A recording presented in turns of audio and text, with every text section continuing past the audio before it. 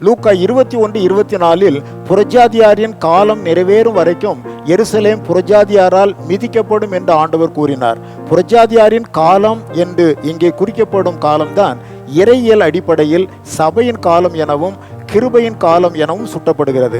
இந்த புறஜாதியாரின் காலம் என்பது அப்போஸ்தலர் 10 கொர்னலியு என்னும் புற இனத்தவருடைய வீட்டிலே துவங்கியது என்பதை அப்போஸ்தலர் 15:7-14 ஆகிய வசனங்கள் எடுத்துரைக்கின்றன.